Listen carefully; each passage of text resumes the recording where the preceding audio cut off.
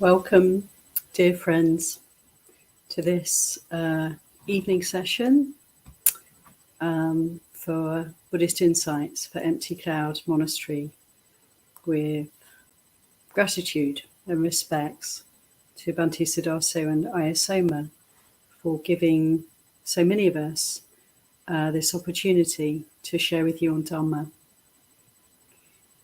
As usual, I'd like to suggest that we begin the session with half an hour of meditation practice, and then I'd like to offer some words on Dhamma, leaving some space at the end for any questions that have appeared in the chat.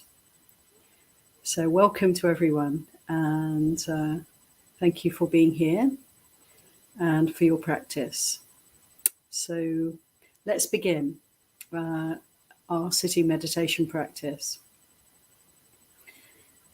Taking this opportunity to sit together, which is, I find, strengthening. Just to know that although we're sitting in maybe private, separate spaces, that we're actually in communion with others and making a commitment to be here for this time. So let's, with a sense of appreciation for this Sangha, let's get comfortable and assuming an upright, relaxed posture, balanced, centered, comfortable, so that we can sit for half an hour without needing to move around. And closing the eyes, bringing the attention closer to home. The sense of home is here, is this physical form, isn't it? Well, we can explore what is present right now. And it can be so helpful to bring the attention to the body and start to notice what's going on here. How do I know I have a body? What can be felt? What's happening? And it's really great to bring the attention to the feeling, the sensation, the sensitivity of this body, because it's quite subtle as compared to seeing or hearing. It helps us to develop a degree of focus and quality of attention that's quite strong, quite powerful. So let's see if we can feel this body and bring the attention around all the different parts of the body, from the head, top of the head, around the scalp area, and forward to the face. All the different aspects of the face. And just see what we can notice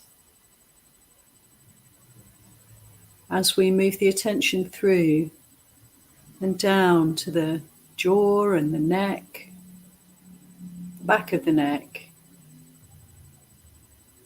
This whole part of the body, the head, we can also feel as internally and also externally, inside the mouth, the nostrils, the throat area. interior spaces that we can feel, and also then the external, the outside, the skin, with its incredible sensitivity, feeling the touch of the air,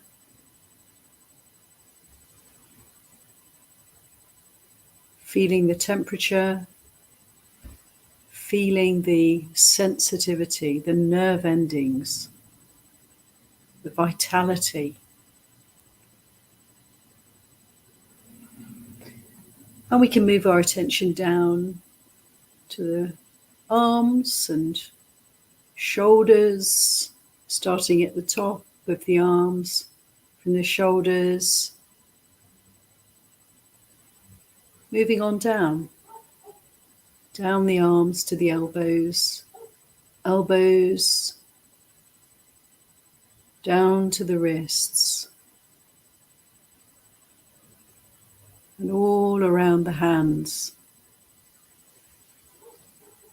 It's quite good to see if we can notice some experience, some feeling, some vibration or tingling or pulsation on each part of the body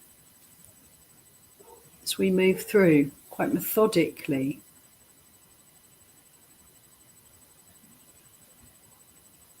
And from the arms, shoulders to the hands, we can then come back to the top of the body, the chest area. Move around front, sides and back and inside and see what's happening here. Sense of expansion, contraction with each breath. Seat of emotions. Can sometimes feel quite charged here with the kind of waves of feeling that we call emotions. Maybe a sense of heaviness, maybe a fluttering, maybe very numb or light. Whatever we feel, just moving around and noticing, attentive. Very easy to pay attention when we're moving the mind through the body in this way, this sort of scanning of the body. It's a good technique. It helps us to stay engaged with what's happening right now, stay engaged with the body. So we can move beyond, move down, diaphragm, coming into the belly, the abdomen. See what's happening. How does it feel here? Movements of the breath. Maybe any tension or tightness, holding. What's the state of the spine? We might notice it readjusting as we pay attention. It's as if we're giving permission for the body to improve its posture, to be more comfortable, to relax more.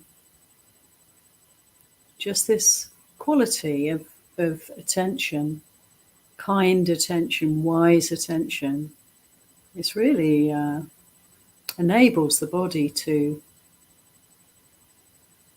move towards a greater sense of ease, peacefulness. And keep moving down through the base of the body, the butt, all the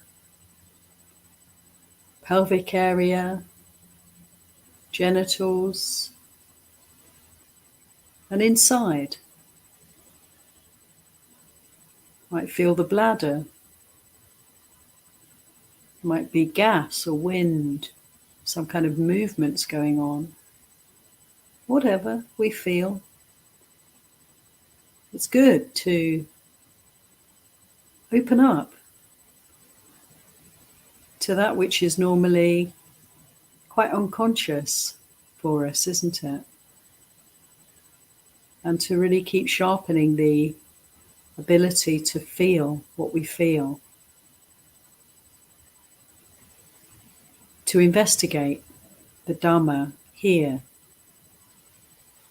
to read the book of the body. Let's move on further, down through the thighs, to the knees,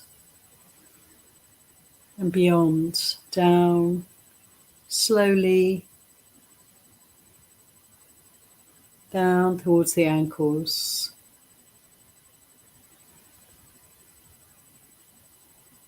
And all around both feet. Quite good to go symmetrically when we investigate the feeling in the limbs, the arms, the legs.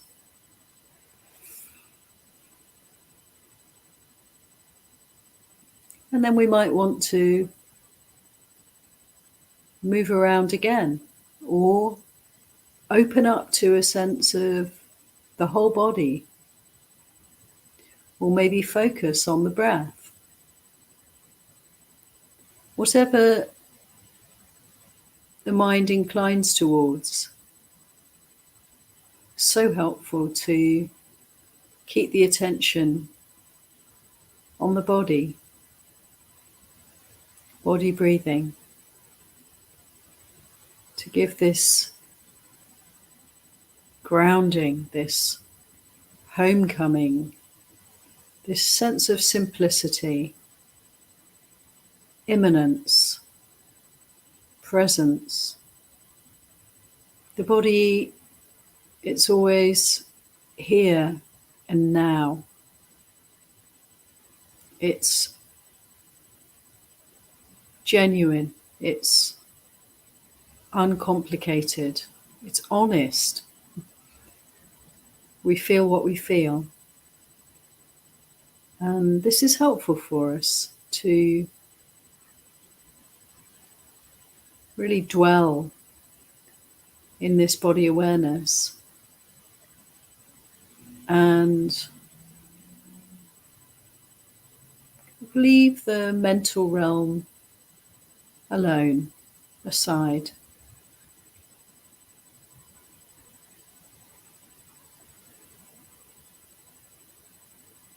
Listening to guided meditation, it's not so difficult to follow.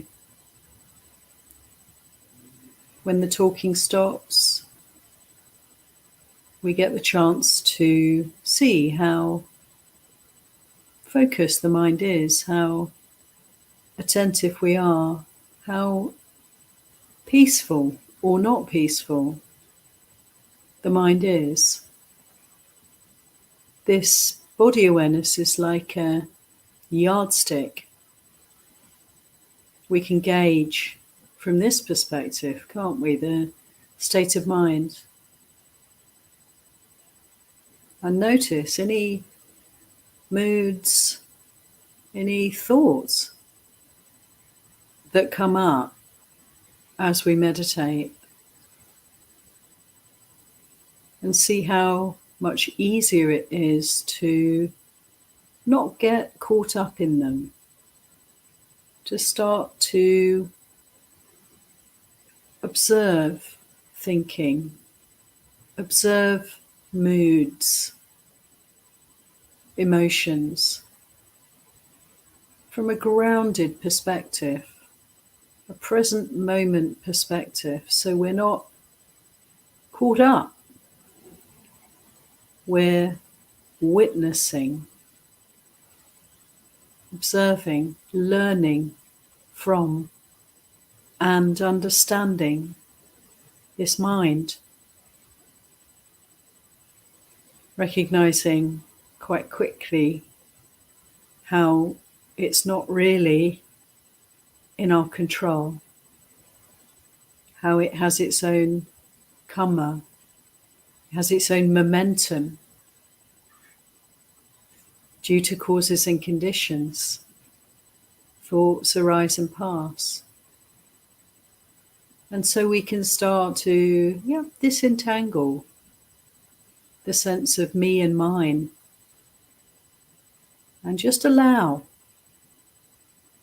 the processes to flow on and witness the Dhamma here. So as we strengthen our ability to quite impartially observe reality, observe the world, because this is our world, isn't it? This mind and body, this is the world for us. And so we can observe the world from this wise perspective, and with kindness, with compassion, with equanimity, with appreciation for this opportunity to learn from every experience, to see, to understand the changing nature of all things, constantly changing, flowing, nothing staying the same for any length of time, impermanence. We can really see this characteristic, common thread that runs through all experience, change. And we can appreciate how impersonal these experiences are.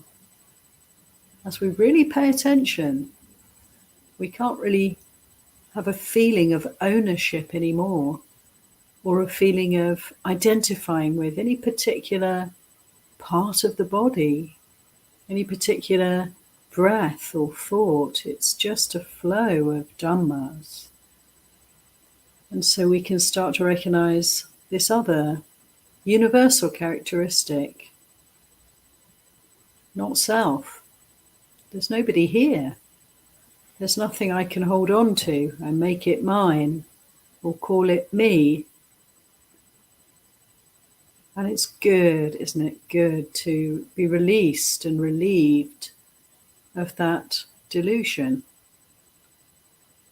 We don't have to hold it together. We don't have to create this sense of self. We can let it go.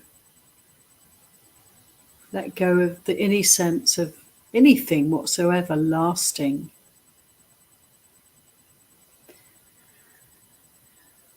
And so learning from all that we witness in this world. This is our time. This is our time to grow wisdom, to let go of the illusions, to appreciate the way things really are. So I give a little bit more time for meditation, enjoying the silence. And I'll ring the gong to mark the end of this meditation session in 10-15 minutes or so.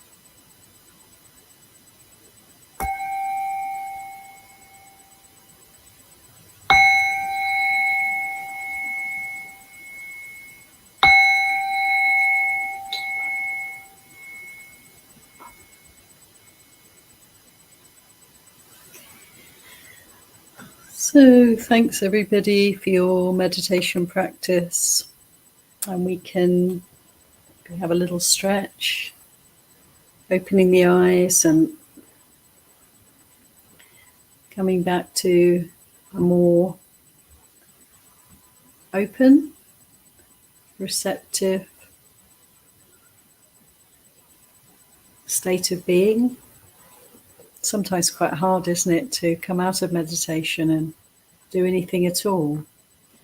It can be very peaceful for us, and at least a kind of pause in the day, time that we can actually really find out how we are and step back a little bit from the kind of whirlwind of daily activity.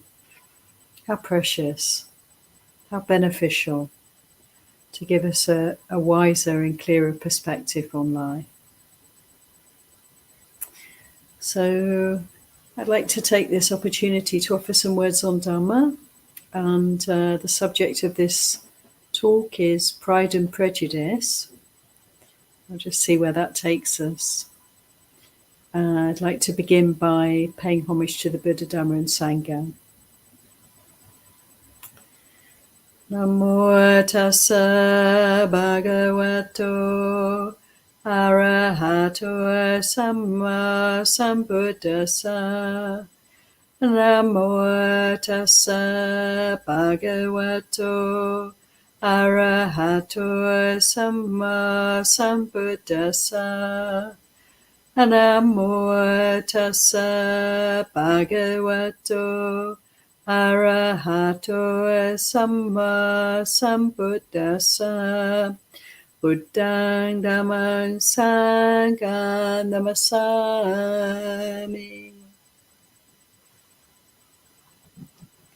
So I picked this theme of Pride and Prejudice. Reminded of a book I studied at school and that many of you will have read, an old book, Jane Austen book. But actually these qualities are really helpful for us to investigate, and with the intention to let go of pride, to let go of prejudice. And I'd actually like to focus more, to begin with, on prejudice, the mind that judges, the mind that thinks that it knows best, thinks that it knows anything, that it has any kind of handle on reality. The tendency we have to hold on to our views and opinions, and it's particularly a hot topic for monastics, because we've given up so many things that can be a source of distraction and confusion for us. Given up our possessions, given up our handling of money, and all that entails, all the choice and the power and the status and the sense of autonomy, that ownership of, or the sense of ownership of finance and things, houses and cars and property and all the various objects that we have around us in our homes, the sense of ownership of any of those things, that can be can take up quite a lot of our mental space in a way. At least that was my experience, and it's very helpful to be conscious of the kind of pull, the kind of draw, a little bit of a weightiness that we can experience around possessions. And as monastics, we've let go of those things. We've been able to put them aside, and it's very interesting how that can create a sense of lightness and release and a little bit more clarity in some ways, because we're no longer fooled into thinking that we have control or ownership over that which is, breaking up, falling away, impermanent, insubstantial. So there's a certain support we can appreciate in giving up these material objects and potentials.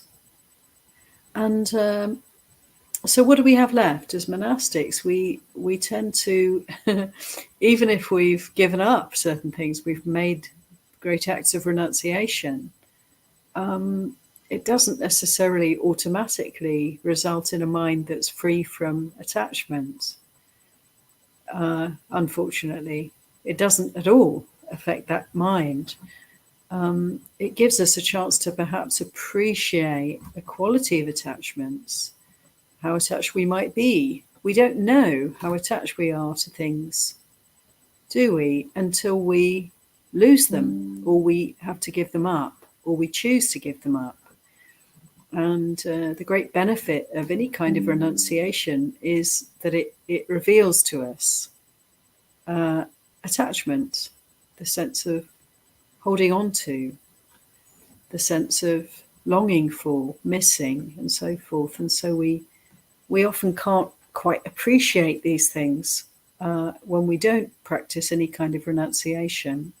It's hard to know how addicted we are to our coffee or tea in the morning, or our bagel, or whatever it might be, habitual sense pleasures, unless we have to give them up. We choose to give them up and see what happens, see how the mind is hitting on that object again and again, wanting, desiring.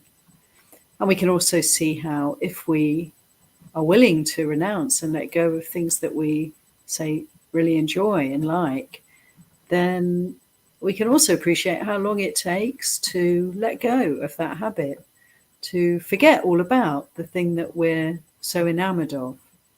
We first of all take for granted our simple pleasures in life. We take them for granted unless and until we lose them or renounce them, and then we can appreciate the attachment we may have to different things. But then, if we're willing to continue to renounce and to not give in to desire around that coffee or tea or whatever it is, then we can see how actually the desire will fade, it will pass away, and we forget all about whatever it is. We don't need it anymore. It's no longer an issue. So we can notice through renunciation the ability that we have actually to change, to let go, to come out of habits, to free up from any kind of attachment. But coming back to monastics, we don't get to choose really what we eat and drink. We don't get to choose often where we are, where we live, where we go. This is also helpful to enable us to free up, to enable us to be quite contented with whatever presents itself. If I get some sort of food in a day, I'm super grateful. Whatever it is, if it's solid nourishment, that's wonderful. And we're encouraged, of course, as monks and nuns, not to pick and choose, so not to ask for what we want. If we're invited to say what we want, to just refrain from doing so, and invite any donors just to give whatever they want to give, whatever is right for them to give. This is beautiful, a beautiful practice, and we truly develop a sense of huge appreciation and gratitude, for whatever is offered with a good heart. So we have much less worldly choice in some ways, but we certainly still have that mind that is liable to attachment, liable to holding on to this and that. And what can we hold on to as monks and nuns? The thing that most perplexes and challenges us is often the attachment that we notice begin to uncover and experience around views, opinions, pride and prejudice. It's the prejudice part, the judgments, the sense of right and wrong, the way we should do it or shouldn't do it. These mental concepts can become very kind of trap us, can entangle us, can fetter us. And so thankfully, in many suttas, the Buddha speaks about views and opinions in different ways. And he is always conveying the message that there's no concept, thought, view, or judgment that is worth holding on to. In fact, he's quite clear in pointing out that all these mental complexes or concepts or ideas are actually a source of suffering for us. They're a source of suffering for us, and they're a source of suffering for others. They're a source of conflict, strife. They even lead to war and tremendous degrees of suffering in this world. So, it's really good to consider, the thoughts we have about the way things should be, the ideas we have about what's right, what should be done, or shouldn't be done. We can really take encouragement from the Buddha to consider these too as potentially dangerous, potentially harmful for us. If we hold on to views and ideas and opinions, we will suffer. And we may well cause confusion and conflict in the world around us if we choose to bombard others with our views and opinions.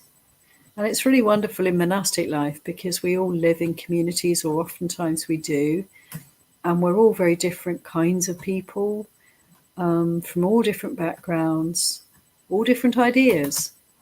And oftentimes, people who choose to take up the holy life, to practice with their full heart 24/7, are oftentimes quite strong characters, often quite independent, and putting such people together and with an encouragement to harmonize, to cooperate, to work together skillfully for the benefit of one and all is potentially quite challenging. We will tend to come up against one another in terms of having different ideas about things, and to hold those ideas sometimes with quite some tenacity. So this gives us an opportunity to let go of judgment, let go of views and opinions. The Buddha said in this sutta I've been looking at just lately, Potaliya Sutta. This is Majjhima Nikaya number 54. This is a sutta that's very clear and concise in a way, speaking about the causes of judgment, the causes of conflict, the causes of a critical mind. And the encouragement is, of course, to let go of these causes and to let go of the judgments.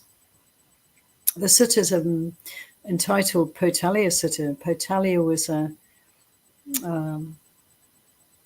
older gentleman who had retired and given up very admirably, very nobly. He'd given up all his possessions and his wealth, and he'd passed them on to his children with the request that they just allow him to have what he needs to survive. Requisites, food and shelter, clothing. so that he could survive. And all the rest he put aside, gave away, gave up. And he also gave up his control of the decision-making around the family business or around any kind of worldly matters at all. And so he considered himself to be a renunciant, quite rightly, and perhaps was quite proud of having been able to do this. Potaliya meets the Buddha in a forest one afternoon and approaches the Buddha. And the Buddha greets him and invites him, "Householder, please come and join me. Come and sit down." The Buddha addresses Potaliya as a householder because he's wearing household clothes, lay clothes, shoes, carrying an umbrella. But Potaliya is quite upset about being addressed as a householder because he's a renunciant. He's given up so much. He's a bit chagrined that the Buddha doesn't recognize him as somebody who's a spiritual seeker too. And he tells the Buddha, and the Buddha explains, well, yeah, it's because you're dressed the way you are, I referred to you as a householder. And although you say you've let go of all judgment, all decision-making, all control of others' business, this is not really the giving up of judgment, according to my teaching. And after quite, pleasant, friendly conversation, Potaliya is interested, and he asks the Buddha what he means. What are the causes of judgment? What is the giving up of judgment? And the Buddha gave 8 causes of the judging mind. We could say the critical mind or the opinionated mind. And it's a really interesting list of causes. The first 3 causes of a judging mind: killing, stealing, and lying. So these 3 out of the 5 precepts are the first causes the Buddha gives for a judging mind. So I find that really interesting to consider, that when we don't keep precepts, when we act in harmful ways, in these kinds of ways, taking life, being dishonest, then we're creating the causes and conditions for a judgmental mind, for a critical mind. We can be critical of ourselves.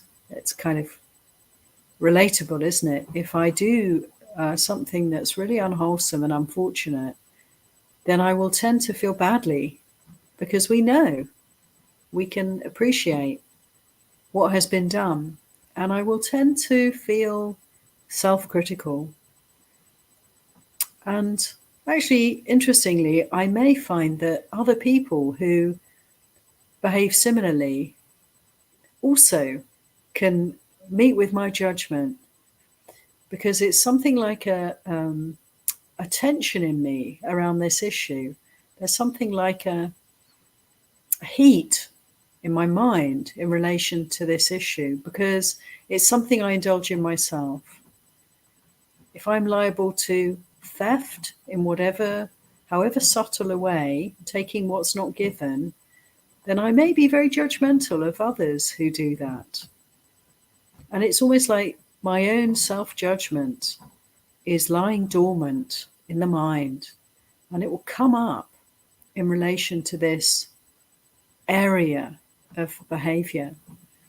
If I'm someone who avoids harm, avoids taking what's not given, and is honest and sincere, avoids lying, then I'm not likely to be a harsh judge and critic of others who fall into these ways of suffering, I'm much more likely to have compassion for them, because it's not something that I'm immersed in myself.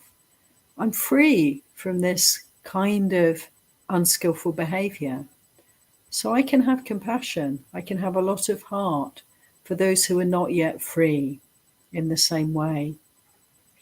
So how interesting that it's our own defilements that create judgment of self, judgment of others, prejudice, criticism, finding fault. The next causes that the Buddha gives for the kind of effect of having a judging mind, being judgmental, are speaking divisively, greed and lust, blaming and insulting others. So quite an interesting group again. We speak divisively, we blame and insult others. It's almost like we're creating the causes for others to criticize us, like a vicious circle, for others to criticize us, and maybe also for us to criticize ourselves, to find fault with ourselves. The mind that seeks out someone to blame is something to be very watchful over, isn't it? Something to be very alert around. When we do that, when we want to point the finger at someone else, this is something so unwholesome, so ignorant, so blind. We want to notice whenever there's any inclination to sort of blame and judge others, because so often, isn't it, we can bring it home, bring it back to this one and see, what's really going on. And there is so much suffering there. There is this judging mind, this fault-finding mind, and kind of negative field. So what I pick up from this aspect of the teaching, that blame and insulting and divisive speech create judgment, is that it's a vicious circle. If we jump on the bandwagon of blame and judgment, then we keep stoking up the flames, don't we? We keep kind of adding fuel to the fire. So, as in so many ways, with so many other kinds of defilements, if we actually fall for them and we start behaving in these kind of unskillful ways, then we're growing the defilements. We're giving them more energy. We're evolving them. We're nourishing them. We're adding to them. So a judgmental mind leads to an even more judgmental mind, and an even more judgmental mind, like a downward spiral. We want to catch that momentum, to see it as soon as we can, and to stop it in its tracks, don't we? And to notice when we're projecting negativity out there, and be willing to own that negativity, to take responsibility for it, to leave others alone, to avoid tormenting others, and come back to the torment here in our hearts, in our minds. And the beauty of this is that when we're able to bring home the suffering, we can bear it. We can be present for that, and we can notice how, when we're awake to what's really going on, the sense of suffering, the negative energy, will tend to fade. It will fade away, because it's given the attention, the wise attention that's needed for it to subside, for letting go to happen. The other of the group I just spoke about, greed and desire. Greed and desire as a cause for judgment, for a judging mind. It's quite interesting. The Buddha elsewhere, as we probably many of us know, the Buddha elsewhere said that greed and desire is a cause for all the strife and conflict in this world.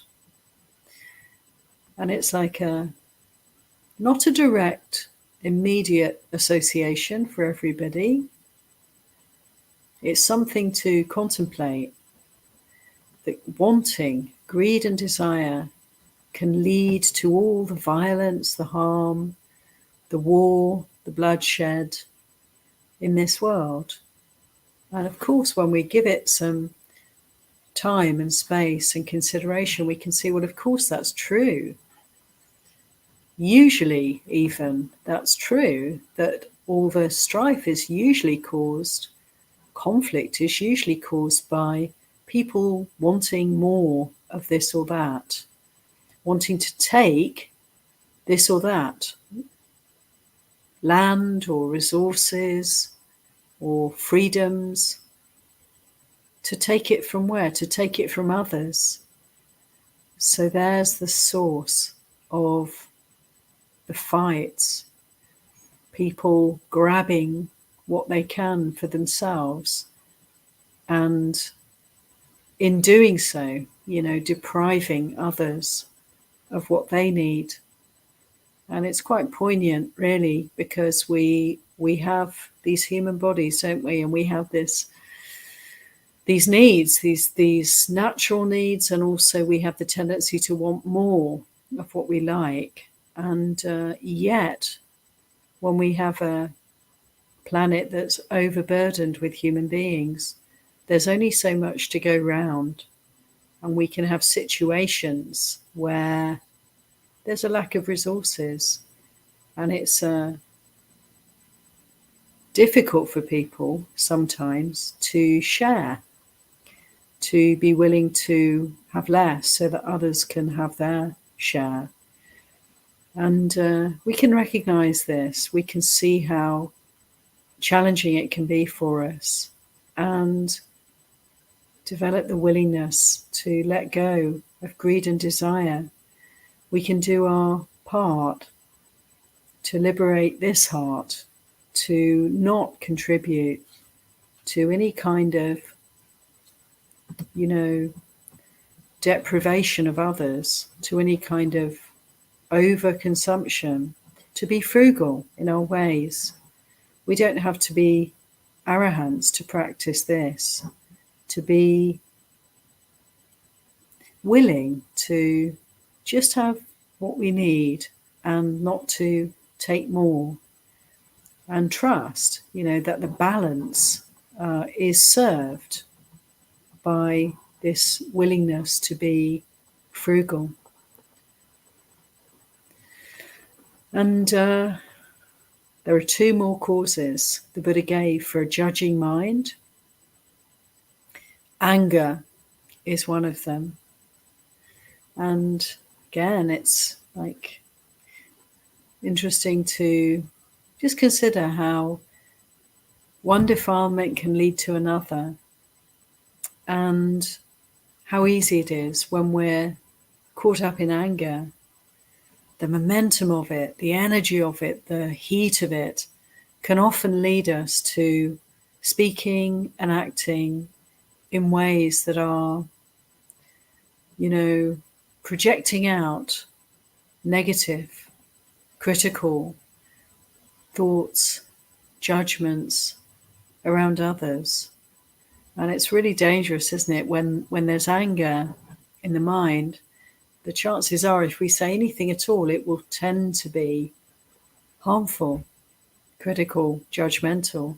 It's better to try to restrain these very compelling energies and just to be willing to sit with them, be with them, breathe with them, feel them in the body, and wait, patiently endure until they've burned through, until we're cooling down again.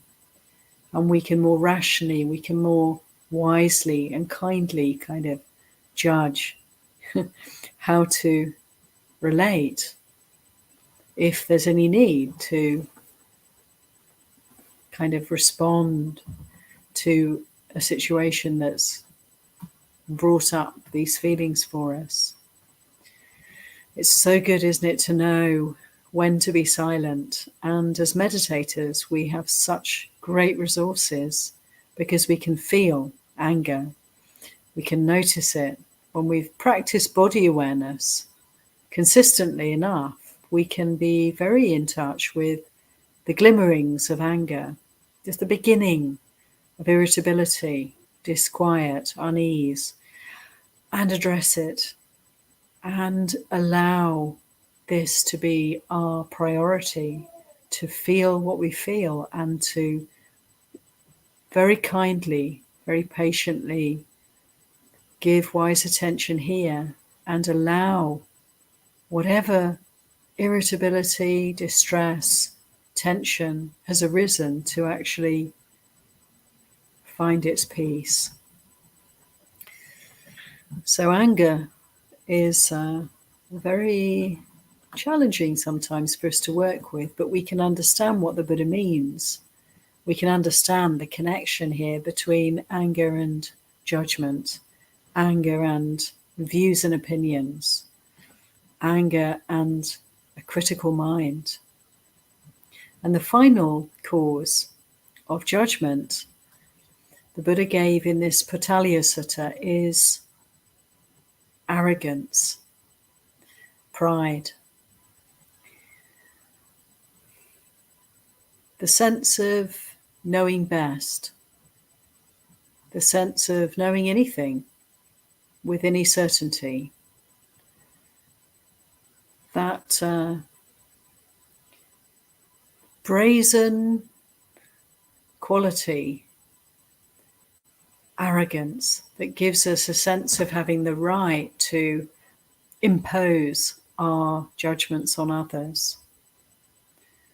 Very dangerous, very tricky.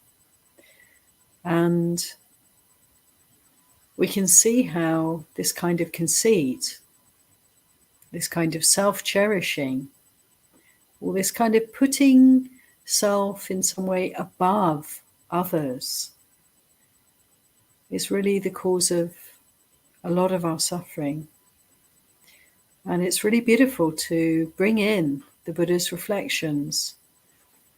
As I mentioned in the meditation, the reality, the characteristics of reality that the Buddha pointed out again and again, we can appreciate that there is actually no self to be found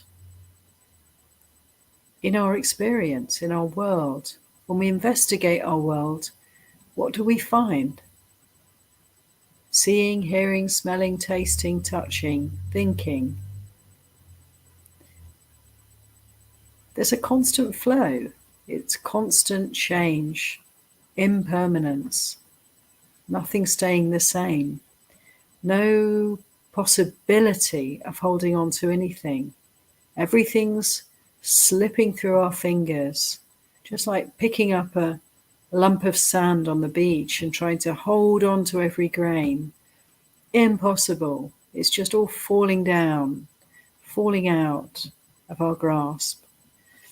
Everything's moving on. Everything's passing away.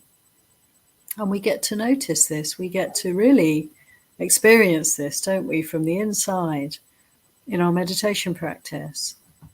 And then, of course, as the Buddha said in many suttas, if everything's impermanent, if things are changing constantly, how can I hold on to anything whatsoever and call it me, call it mine? It's so insubstantial. It's so impermanent. So therefore, how can I hold on to this sense of personhood, of self?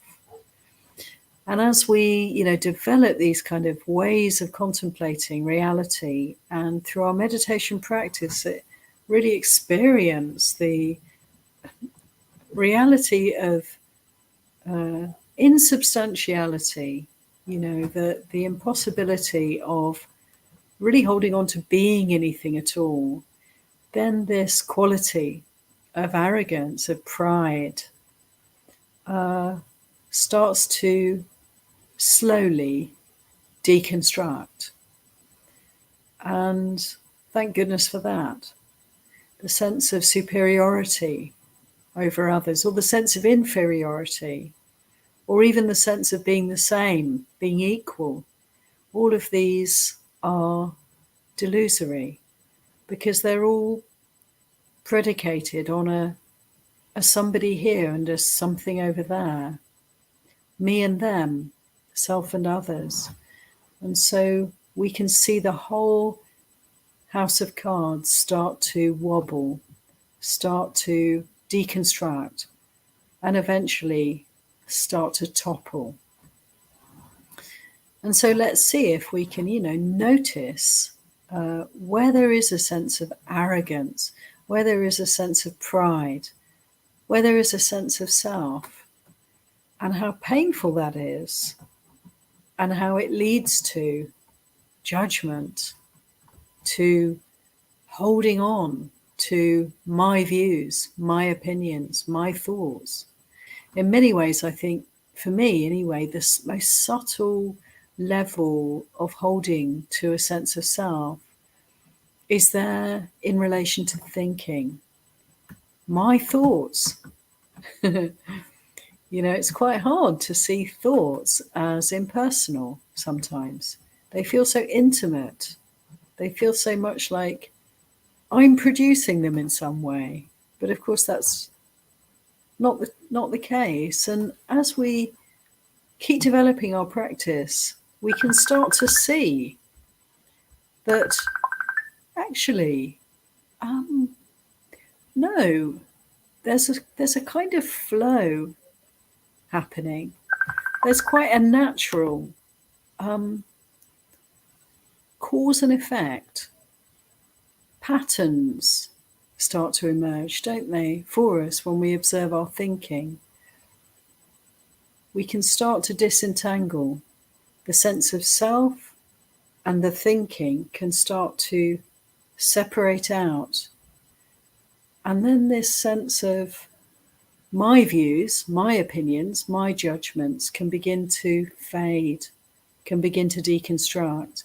And we can see, yes, there is a tendency to hold to concepts, to produce ideas, to have views about this, that, or the other that's happening around, to think of this as good, this as bad, this is wanted, this is not wanted, this is right, and that is wrong. And we can start to see the interplay of experience and this response, this reactivity, and not hold to it as having anything really to do with anyone. It's conditioned. It's liable to arise and pass away. And this is a beautiful aspect of practice when we're able to begin to disidentify with thinking, isn't it? Because we can really free up and start to see how much cultural baggage there is, how much learned concepts that there are, how actually all the views and opinions and ideas are hinged on certain causes, experiences, cultures, and so forth. And if we can begin to free up from the addiction, the compulsion around our views and opinions, we can really start to recognize that, there is nothing, there's no idea, there's no concept that we want to hold on to. Every view, opinion, or judgment that may be experienced here is an obstruction. It's an obscuration. It's defiled. It's steeped in ignorance. It's preventing us from moving forward on the path of liberation. And so the Buddha's encouragement in this sutta, speaking to Potaliya, about how to really let go of judgment, in this very full and complete teaching, this list of qualities that we want to look out for and be willing to renounce, be willing to let go of. Qualities of harmfulness, taking what's not given, dishonesty, quality of divisiveness in our speech, greed and desire, the quality of blaming, the way we incline towards blaming others, to catch that, to see that, and to not nourish that in any way. The quality of the tendency to, when angry, to formulate thoughts and ideas around, self-criticism or criticism of others, judging, prejudice, and the tendency towards arrogance, that self-making tendency, self-elevating even tendency that we may notice, to be able to look out for these qualities, all 8, and to see how unchecked, unwitnessed skillfully, allowed to flow and follow their course, they will lead us into having a mind that's steeped in judgment, prejudice.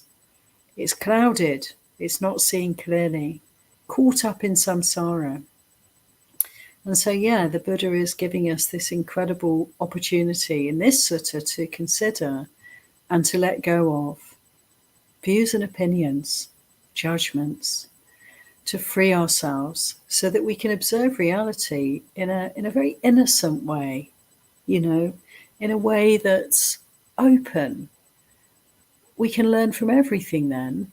We can see that which may bring up in us some kind of judgment, and we can observe that without falling for the judgment, without believing in it. It can be so helpful for us to have always a question mark, always an element of distrust in relation to our thoughts and views and opinions. Is that really so? Am I sure? Could I perhaps not be seeing the full picture? Perhaps I can suspend my judgment and just see what comes next, open to the possibility that I don't actually know what's going on. And we move quite, smoothly and inexorably when we practice in this way with our thoughts, our views and our opinions. We move towards kind of don't know mind, the mind that is not really able to make anything of anything, not really able to say good or bad, right or wrong, simply open and observant, the witnessing mind, the knowing mind. And it's really interesting that, our understanding comes from this place of not knowing. When we're judging, when we're caught up in prejudice, then we have kind of tunnel vision, don't we? It's like we've got blinkers on. We can only see this much because we've already shut down reality, because we've sort of put it into a box of our own making. This is the way it is.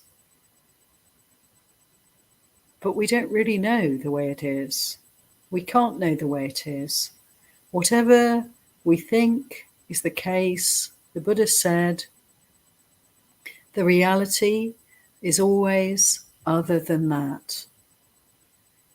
If we can open up to not knowing, to recognize that aspect of reality, that this mind, this judging mind, this mind of concepts, this limited mind, cannot liberate itself, cannot know reality, cannot see clearly, then we are, really helping ourselves to free the heart from suffering, one step at a time. So let's have a question mark for our thoughts. Let's not be too ready to believe our thoughts. Let's be willing to let go of our judging mind and notice the peace and the kindness and the spaciousness of that, both for ourselves and also for other people, all those around us, for the field around us. So I hope these words can be of some benefit. I'd like to take some time now, got 10 minutes, to have a look at the chat and see if there's any questions. Okay, and thank you everyone for your comments in the chat and all of you who are simply with us.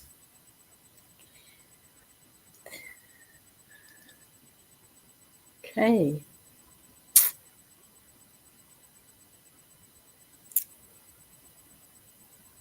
Gosh, hi Japelson in Florida. I hope you're okay over there, hearing about the hurricane in your part of the country.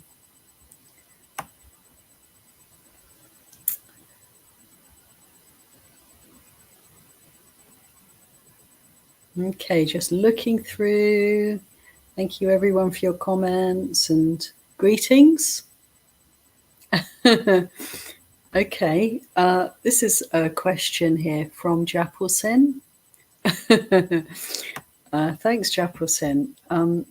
Okay, the question is a very interesting topic and thought-provoking. So, if someone asks, what do you think of Putin? Yeah, I mean, that's a really good question, actually. Thank you, because it's like what's happening in the world at this time? And, how do we relate to what we hear about, what people are talking about, what's actually going on the planet, in the human realm at this time? Thank you for your question. What do I think of Putin? It's a very good question. When I consider that question, I ask myself, what is Putin? For me, who is Putin for me?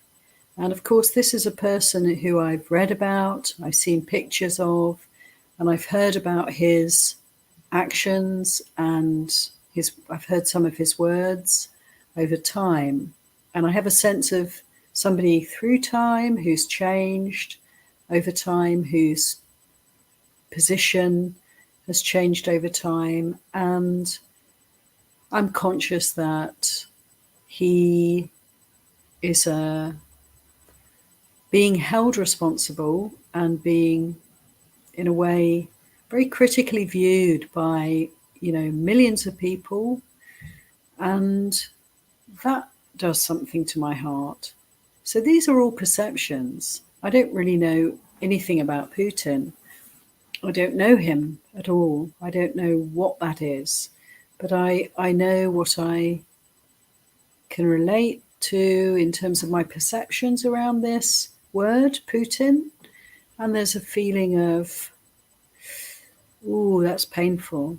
It's painful to be behaving in the ways that I've read about, to be in the situation that I'm hearing about, and to have that kind of responsibility that I'm reading about. But honestly, I like to take in news. I like to have a sense of what's going on in the world, but really only so that there can be an opportunity to feel what I feel in relation to the information that comes in, and to make peace with any unwholesome, any negative, any thoughts or feelings of suffering, dukkha, and to kind of breathe in and out and to witness whatever arises in relation to what's heard, what's seen, what's understood. And so the real answer is I have no idea. I don't really have any thoughts about Putin. I have some associations. And when I read the news about things that are happening in the world, I have feelings, thoughts, and perceptions. And I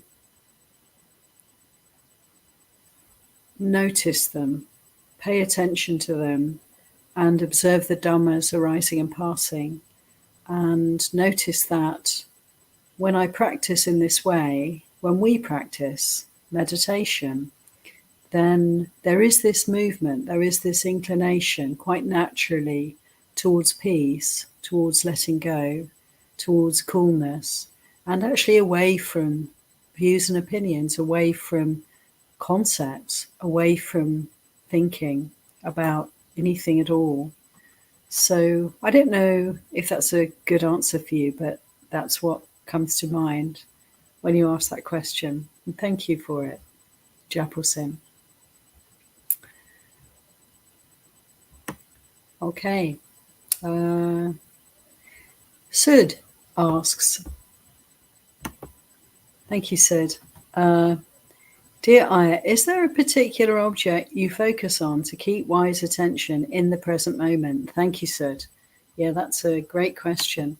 Personally, in my practice experience, I focus on the breath because it's moving all the time. It's quite easy to kind of capture the attention because it's like a moving object captures our gaze. I find that the movement of the breath, the rhythm of the breath is very helpful to anchor the awareness. And it's also a subtle enough object that it keeps the mind from deviating very much, from jumping around. It takes a little bit of effort to remain attentive to the breath. So that's my main object. And also when I'm talking like now or out and about and doing things off the mat, most of the time that is, then I pay attention to the belly because it's very easeful. It's also easy to notice.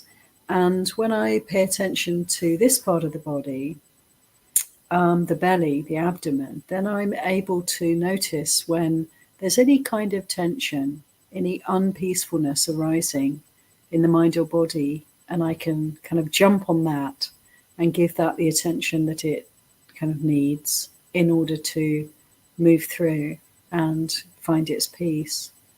So those are my ways, personally, Sid, of keeping the attention in the present moment. Thank you for your question. And Kim, I'm just going to read your very lovely message here. Kim says, I'm a lot less angry, having meditated almost daily for 2 years. Not completely anger-free, of course, but better. I really needed this talk on judging others. Thank you, Kim. Yeah, anger is, it's really like very good to recognize. That's the first thing, isn't it? Because oftentimes we're kind of conditioned to put it aside, to suppress it, to become unconscious around anger. And of course it festers. It can really tinge the mind without us even having the sense of being an angry person, because we're often taught, to it's not good, it's ugly, you shouldn't be angry. We've sometimes just simply not been able to express anger. And so it gets bottled up. So wonderful to recognize anger, wonderful to let anger move and flow, and with restraint. So it's really interesting to me. I noticed that anger has a quality, it's hugely energetic. It's life energy. When we can practice the precepts very firmly, very strongly, anger arises and we know that we're safe because we're not going to spill it over into harming in any way, into anything unskillful. We're going to be, in order to prevent that from happening, we're going to have to be very mindful, very patient, very restrained, very still. And then we can see, what is this energy really doing? And it's like a kind of eruption, or a volcano erupting, or a pressure releasing. There's a tremendous energy and vitality to anger. And then we can observe that, and we can see how it moves through. It arises and then it passes away. And what are we left with? We're left with non-anger, non-harmfulness. We're left with peace. We're left with often loving kindness. We're left with some kind of perhaps understanding of what might underlie anger. It could be sadness, could be fear. We're left with more insight, in short. And we also have that vitality, that life energy with us. The anger that is trapped, the anger that's able to release, it's able to enliven the heart, the mind, to enliven our practice. So it's really beautiful to be able to observe anger, to be willing to sit through it and to see how it energizes there's a kind of energy that's left in its wake, along with all the insights that can come through our willingness to renounce acting on anger and just letting it do its thing, letting it arise, letting it last for a while, and then seeing it pass away. And me too, Kim. Anger, it's not completely gone, but we can notice how, it's these unwholesome qualities gradually diminish over time in our practice. How wonderful is that? And once we've seen that, we've experienced a kind of lessening of the defilements, we can appreciate that, well, this process will continue. If I keep practicing, there'll come a time when these defilements diminish to the point of no return, disappear altogether. I can trust that there is that possibility. How encouraging is that? So thank you, Kim, very much for your sharing. And I think that's it. It's just after 6. Thanks for all your comments, Shadow of Label. I'm not really seeing a question there, but I'm really taking in everything that you said.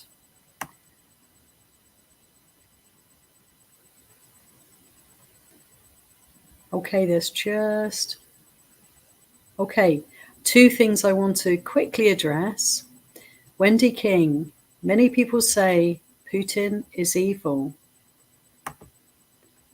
Is there evil as such? I would say no, Wendy. In short, and I have to be very brief just because of the time, I would say no, there isn't evil. In a way, I would say more accurately that there is ignorance, there is not seeing, there is not understanding. If we see things clearly, we know that to harm oneself, to harm others, is a source of great suffering for us. And that when we harm others, of course we harm ourselves. It's ignorance that creates all the conflict, strife, and suffering in the world.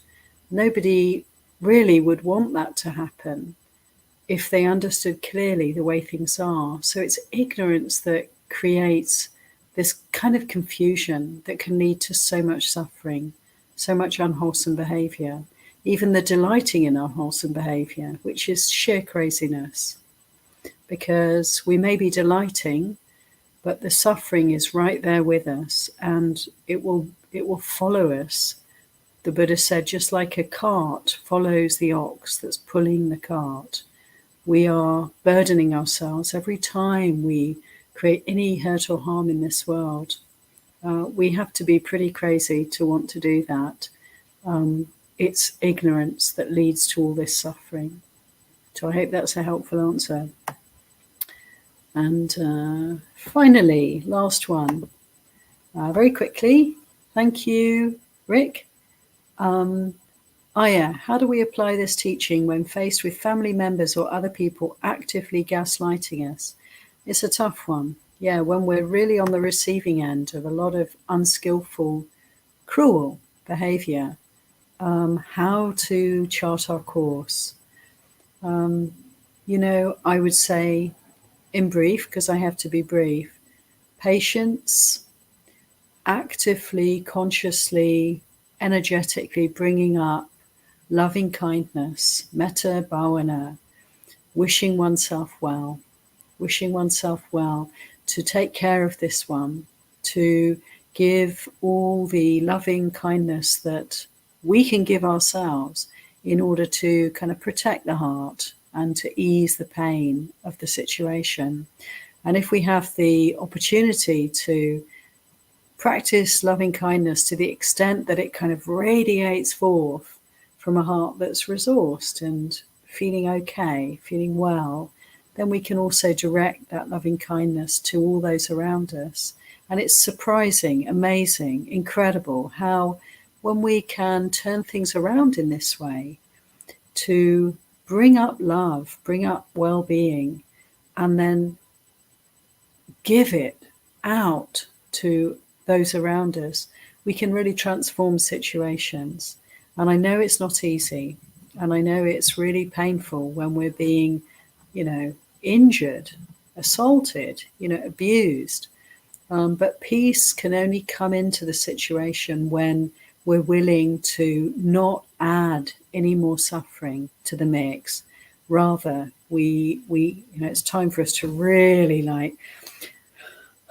make a huge effort, and actually try to bring in positive and good and wholesome energy. So I really wish you well with that, absolutely appreciating the challenge there. But may I encourage you to consider metta bhavana, bring in loving kindness, first for yourself, and then to see if your heart can soften and you can wish even those who are harming and hurting you, wish them well. May they be free from suffering. May they be free from harm. And may that bring good results for you and also for them. One thing for sure, they're blessed to have your presence in their lives. As a Buddhist practitioner, you're blessing them and you'll continue to bless them. So I hope that's helpful. Thank you so much, Rick. And I'm going to have to say goodbye to you all now. With great thanks and appreciation for your presence. And I have one more session with you with the Buddhist Insights next week, next Wednesday. And then I'll be having a break for a while, partly because I get to go on Tudong with Bhante Sudarso and Ayya Soma in Italy, which is like such an honor and privilege, something very precious for me. So anyway, until next week, I hope some of you can come back. Wishing you well. Take care.